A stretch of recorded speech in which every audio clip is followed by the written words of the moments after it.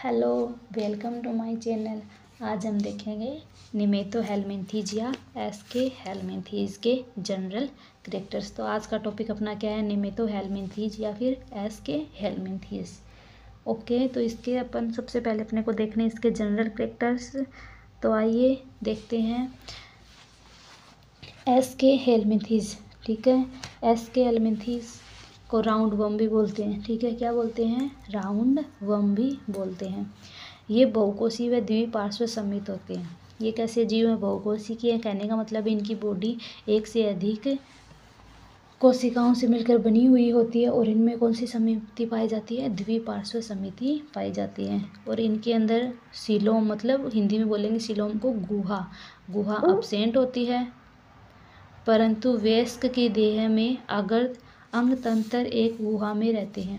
कहने का मतलब है कि वयस्क ना, जो मतलब अडल्ट, उसकी बॉडी में अंग तंत्र एक गुहा में रहते हैं जिसे स्यूडोसीलोम या असत्य गुहा कहते हैं। कहने का मतलब है कि वहाँ रियल में सीलोम नहीं होती है, बट वो गुहा जैसी दिखाई देती है, इसीलिए उसे क्या बोला है, असत्य सीलोम बोला है।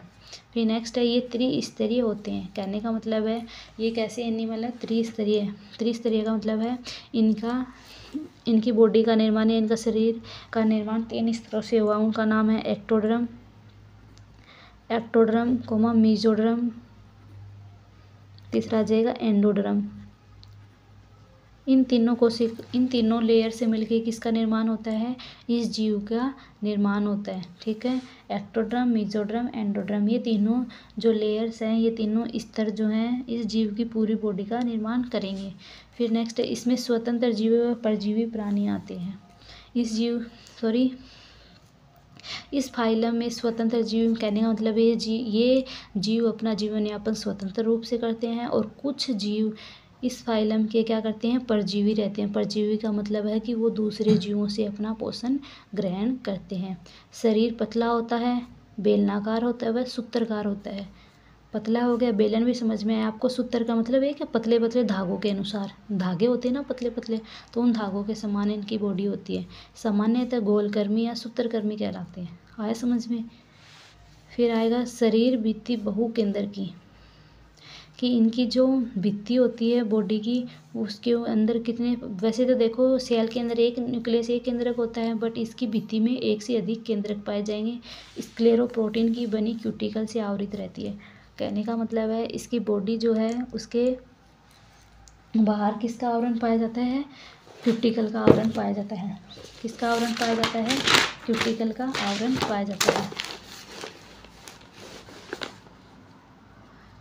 क्यूटिकल का आवरण पाया जाता है।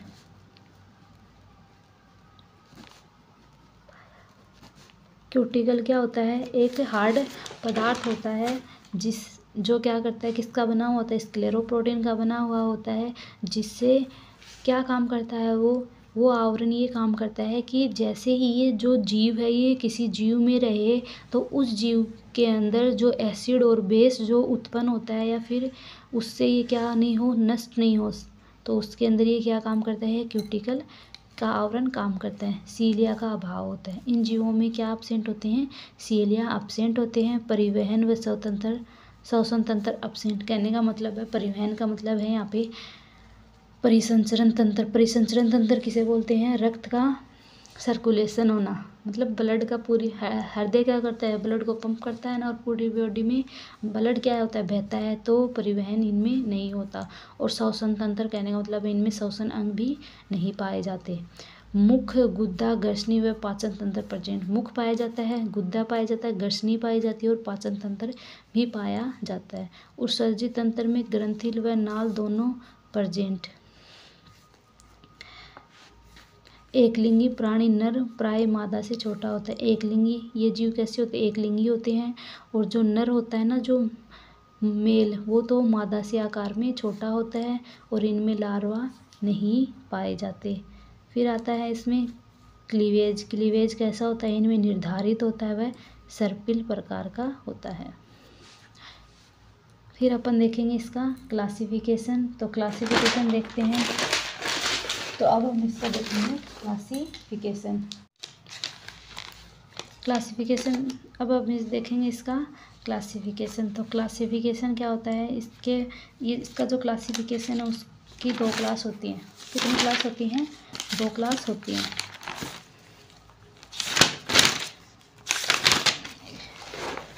देखो, निमेथोहेल्मिंथीज व एस्केहेल्मिंथीज को 2 क्लास में बांटा गया है। एक तो एफेसमिडा और दूसरी है फेसमिडा।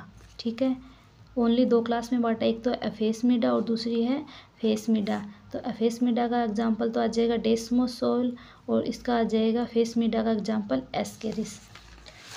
तो आपका जो प्लेटीहेल्मिंथीज है ये इसका क्लासिफिकेशन ज़्यादा बड़ा नहीं है, ओनली 2 ही क्लास है। तो अपन उसके बारे में देख लेते हैं। तो निमेटोडा, पूछ या ज्ञानेंद्रियों जिन्हें फेसमिड कहते हैं। पूछ या ज्ञानेंद्रियां जिन्हें फेसमिड के आधार पर निम्न 2 वर्गों में बांटा है। ठीक है, निमेटोडा या फिर निमेटोहेल्मिंथीज को। ठीक है, तो पहली क्लास क्या बताइए आपको? अफेसमिडा, और दूसरी क्या बताइए? फेसमिडा। पूछ या ज्ञानेंद्रियां क्या होती हैं? इनमें अपसेंट होती है वह आसंजन ग्रंथियां प्रेजेंट होती हैं। आसंजन ग्रंथियां प्रेजेंट होती हैं और उत्सर्जन तंत्र अनुपस्थित व अल्प विकसित होता है। और डिमेस्को स्केल्स। अब अपन देखेंगे क्लासिफिकेशन। क्योंकि जनरल कैरेक्टर्स अपने कंप्लीट हो गए। जनरल कैरेक्टर्स पढ़ लिए अपन ने एस्केरिस या निमेथोहेल्मिंथीज का। अब अपन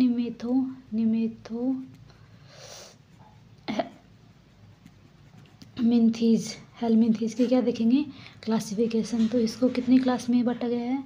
2 क्लास में बांटा गया है। इसको निमेथोहेल्मिंथीज या फिर एस्केहेल्मिंथीज को। ओके, तो पहली क्लास तो है इसमें एफेसमिडा, एफेसमिडा या फिर एफेसमिडा। दूसरा आ जाएगा फेसमिडा,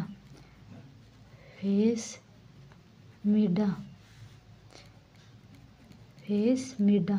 ओके, ए मतलब अपसेंट ना। तो इन जीवों में क्या नहीं पाई जाती? फेसमिड अपसेंट होती है और इसमें फेसमिड पाई जाती है। इसका एग्जाम्पल देखें तो आएगा डेस्मोस्कोलेक्स, डेस्मोस्कोलेक्स। इस दूसरे का एग्जाम्पल देखें तो इसका एग्जाम्पल आएगा एस्केरिस। ठीक है, तो अपन पहली क्लास के बारे में देखते हैं पहले। एफेसमिडा। ओके, ए का मतलब अपसेंट, फेसमिडा का मतलब इनमें फेसमिड अनुपस्थित होती है। ठीक है, तो फेसमिड क्या होता है? इसमें ज्ञानेंद्रियां, फेसमिड को यहाँ पे ज्ञानेंद्रियां बताया है कि इन जीवों में पूछ या ज्ञानेंद्रियां अपसेंट होती है। पूछ या ज्ञानेंद्रियां अपसेंट होती है। ज्ञानेंद्रिय तो आपको पता ही है क्या होता है। जैसे अपनी आँखें क्या है? ज्ञानेंद्रिय ने तो अपने को किसका ज्ञान करवाती है? अच्छा या बुरा देखने का।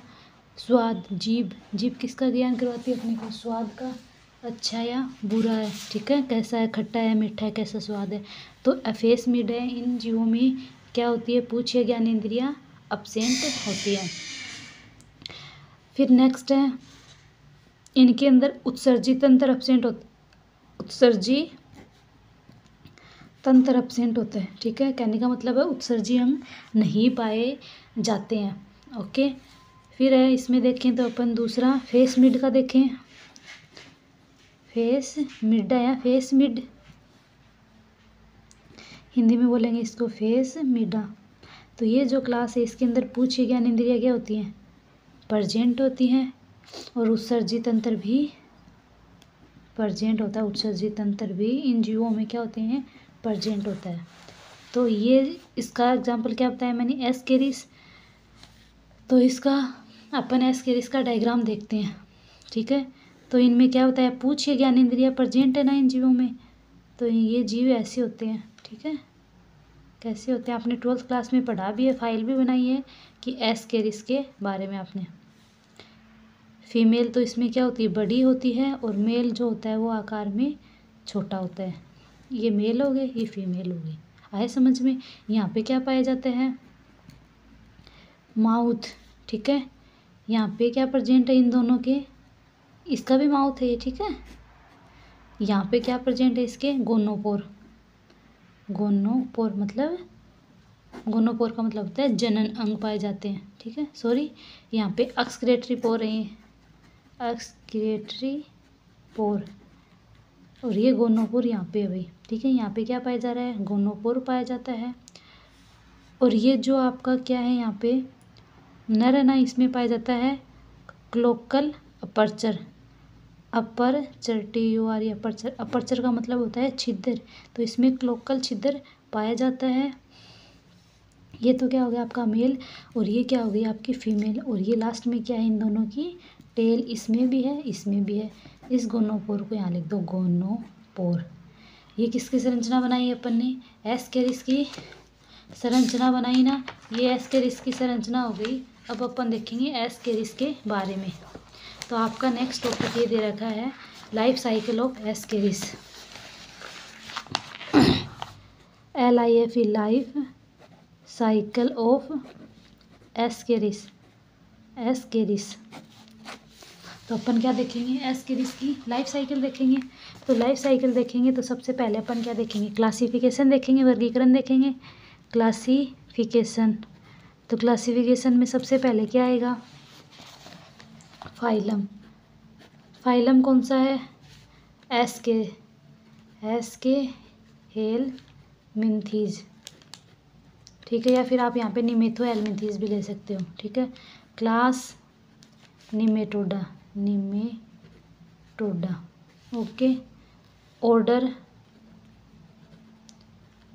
एस्केरोइडिया, Ascaroidea, okay. Genus Ascaris, Ascaris, okay. आया समझ में इतना आपको। ये फाइलम होता है एस्केहेलमिन्थीज, क्लास निमेटोहेलमिन्थीज, ऑर्डर एस्केरोइडिया, एस्केरोइडिया, और ये आती है आपकी जीनस एस्केरिस। अब अपन देखते हैं इसका habit and habitat, habit and habitat. Habitat, habit का मतलब क्या होता है, स्वभाव, और हैबिटाट मतलब आवास, कि कैसे आवास में रहता है। तो इसका हैबिटाट देखें तो यह कैसा है, गोलकर्मी है, गोलकर्मी है।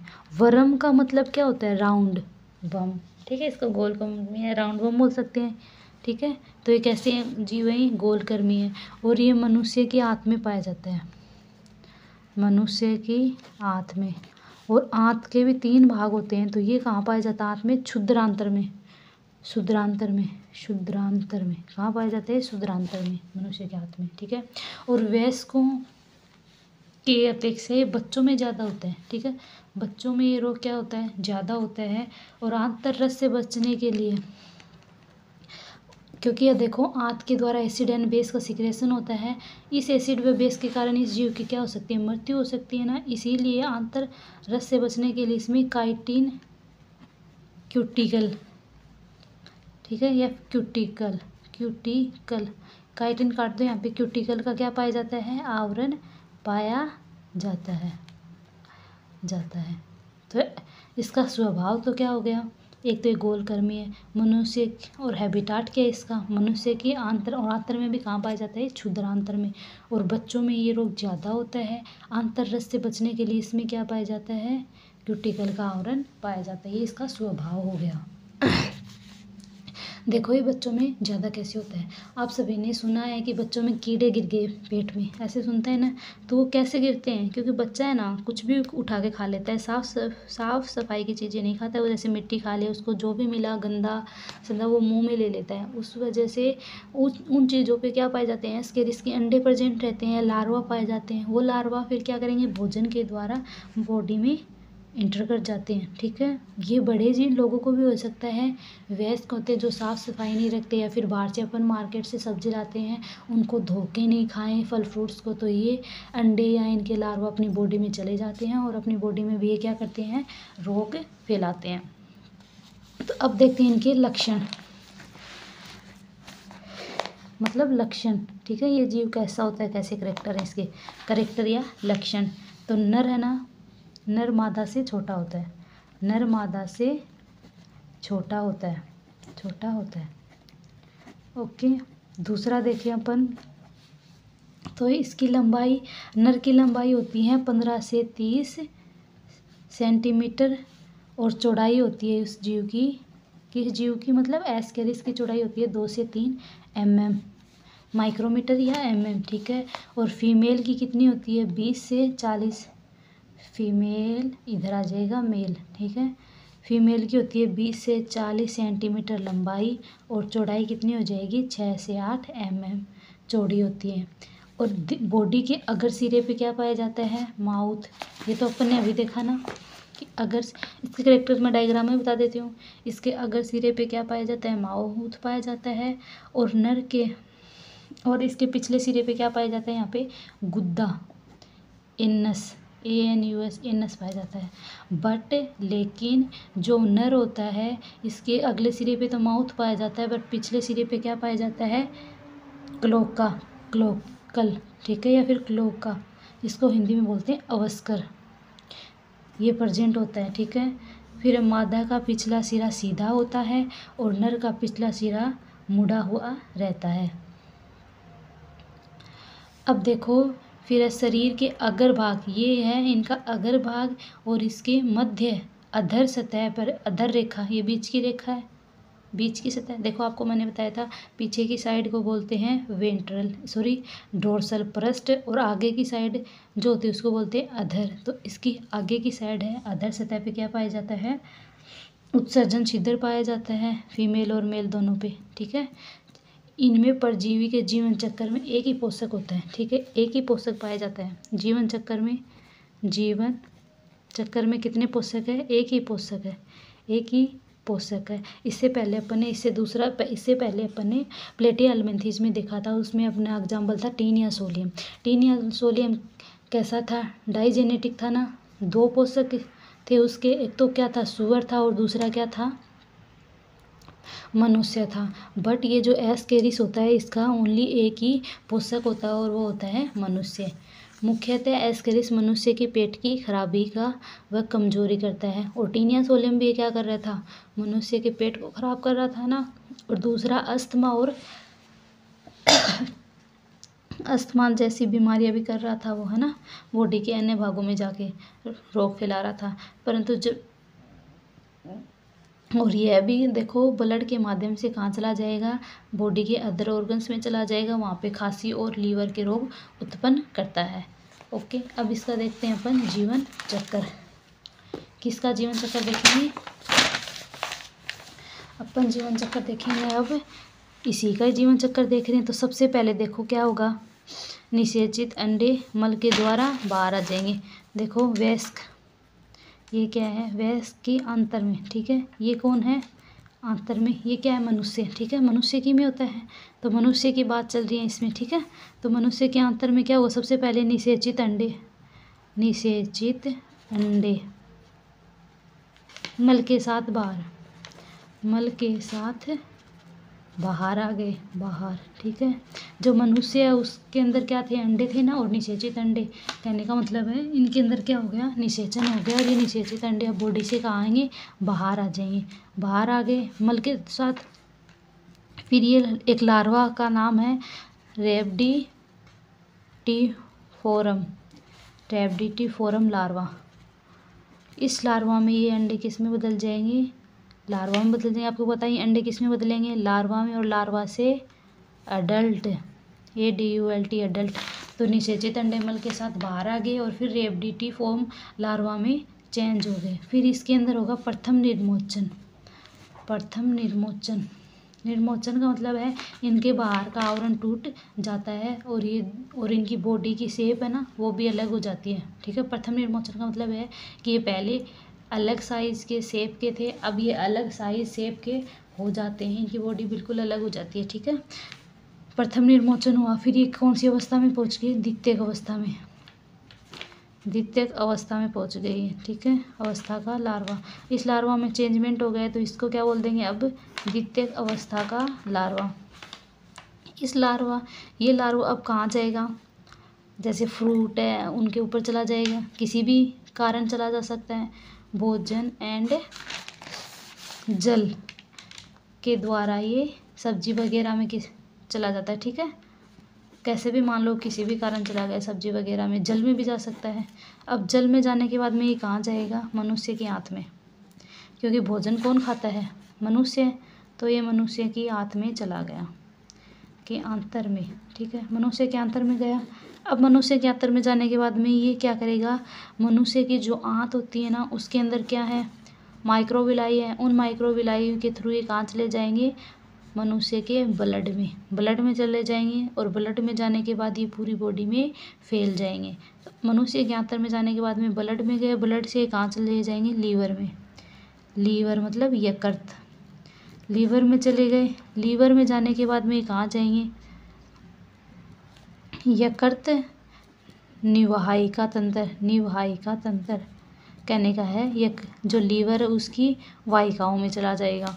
फिर जाएगा ये हृदय में, क्योंकि रक्त के द्वारा हृदय, देखो रक्त पूरी बॉडी में जाता है और पंप होने के लिए कहाँ जाएगा, हृदय में। तो ब्लड कहाँ जा रहा है, हृदय में। तो ब्लड में तो पहले से क्या कौन प्रेजेंट है, ये लार्वा प्रेजेंट है एस्केरिस, तो ये चला जाएगा इसका लार्वा हृदय में। हृदय में देखो फिर फेफड़ों में भी जाता है, हृदय से रक्त कहाँ जाता है, फेफड़ों में जाता है। और फेफड़ों में क्या करता है, रक्त श्वसन O2 को लेके आता है, तो फेफड़ों में गया। फिर ये जीव फेफड़ों में जाने के बाद में द्वितीयक निर्मोचन करते हैं। द्वितीयक निर्मोचन का मतलब यही है कि ये है जीव अब अपनी शेप, साइज और इसकी अनुकूलताएं भी सब कुछ चेंज हो जाएंगी। फिर ये करता है तृतीय निर्मोचन, ठीक है। निर्मोचन का मतलब मैंने बता दिया कि ये वहाँ जाके अपनी बॉडी शेप, साइज, खाना पीना ये थोड़ा सा चेंज कर देता है। खाना पीना का मतलब है इसकी बॉडी दूसरे तरीके से व्यवहार करना स्टार्ट कर देती है। फिर ये जाता है ट्रेकिया पता है किसे बोलते हैं, ट्रेकिया से जाता है ये ग्रसनी में, और ग्रसनी से जाएगा फिर आंतर में। देखो ट्रेकिया होता है श्वसन, श्वास नली को क्या बोलते हैं हिंदी में, श्वास नली को क्या बोलते हैं इंग्लिश में, ट्रेकिया बोलते हैं। तो देखो फेफड़े में थे, फेफड़ों के द्वारा ट्रेकिया में चला जाएगा ना, और श्वास नली के बाद में ये चला जाएगा ग्रसनी में। ग्रसनी से फिर कहाँ जाएगा, आंत में। ग्रसनी से पेट में जाता है ना, पेट में बाद में आंत ही आती है, तो फिर कहाँ चला जाएगा, आंतर में। और आंतर में जाने के बाद में ये अपचित भोजन, ये क्या कर रहा है वहाँ पे, पड़ा पोषण ले रहा है ना, पोषण ले रहा है। और पोषण लेके साथ में क्या कर रहा है वहाँ पे, अंडों को त्यागेगा। और अंडे अपचित भोजन जो है ना, अपशिष्ट पदार्थ, उसके साथ अंडे कहाँ जाएंगे, बॉडी से बाहर आ जाएंगे। और यही क्रम लगातार चलता रहता है। बट एस्केरिस जो है वो क्या करता है, एक ही परपोषी होता है। कौन सा परपोषी होता है इसका, एक ही परपोषी होता है। कहने का मतलब है कि ये एक ही परपोषी होता है, ठीक है। कहने का मतलब ये है कि ये एक ही परपोषी होता है, इसको दूसरे परपोषी की आवश्यकता नहीं है। और ये अंडे हजारों, इसमें फीमेल जो होती है वो लगभग 10,000 तक अंडे दे सकती है, ठीक है, या फिर 2 या 3,000 तक अंडे तो कंफर्म ही देगी वो। कहने का मतलब है लगभग 10,000 अंडे देती है वो। और ये ज़्यादा अंडे इसीलिए देती हैं क्योंकि निषेचित अंडे मल के साथ में बाहर जाएं। अब बाहर जाएंगे तो ज़रूरी थोड़ी ना सारे ही लार्वा में बदलें, सारे भोजन के थ्रू भोजन के अंदर जाएं। इनमें से कुछ अंडे नष्ट भी तो हो जाएंगे ना, इसीलिए ये जो जीव हैं ये बहुत ज़्यादा क्या देते हैं, अंडे देते हैं। तो यहाँ पे अपना जीवन चक्र समाप्त हुआ, जीवन चक्र खत्म हो गया किसका, एस्केरिस का। अब देखेंगे अपन दूसरा टॉपिक अपना टीनिया सोलेमनी एस्केरिस में परजीवी अनुकूलन।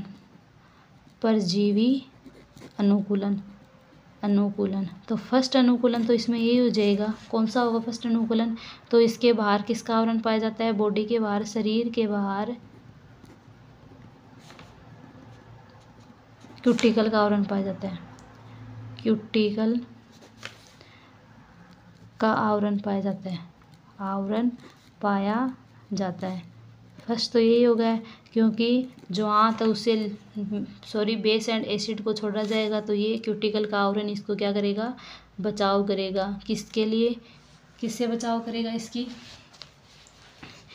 डेथ होने से, मतलब इसका नष्ट होने से। दूसरा होता है इसकी बॉडी पे क्या पाए जाते हैं, चूसक व हुक पाए जाते हैं, जिससे ये क्या करेगा, जीव की बॉडी के अंदर रहेगा। जनन तंत्र हेतु अधिक विकसित होता है, इनमें जनन तंत्र अधिक है। कहने का मतलब है ये जनन करके बहुत सारे अंडे देते हैं, जिससे इनकी संख्या निश्चित बनी रहे।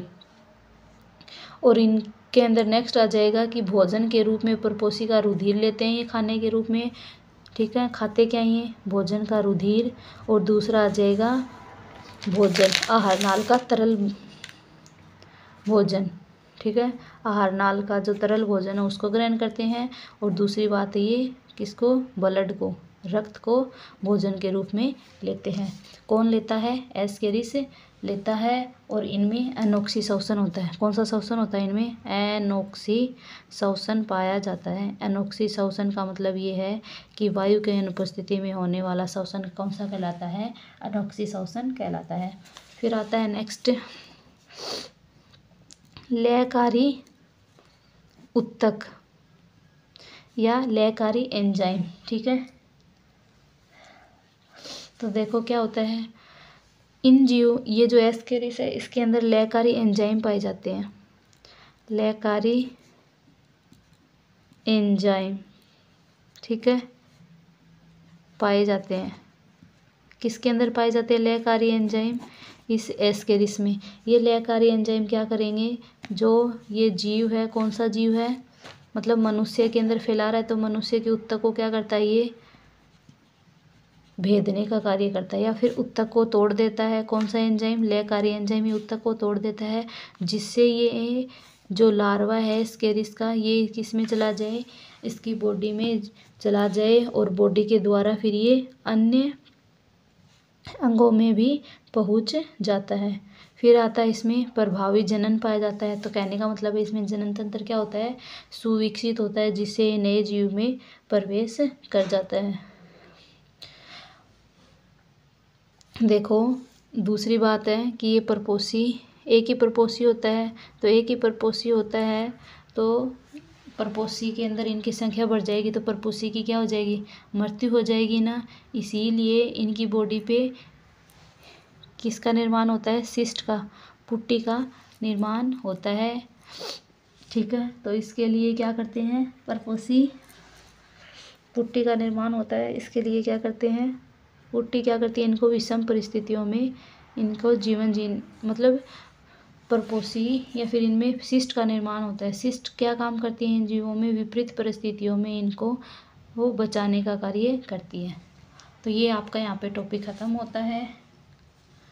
अगर आपको मेरा वीडियो पसंद आए तो उसको लाइक, शेयर, सब्सक्राइब करना। और दूसरी बात है, इस चैप्टर के आपको नोट्स चाहिए तो आपको डिस्क्रिप्शन बॉक्स में मिल जाएंगे। Thank you.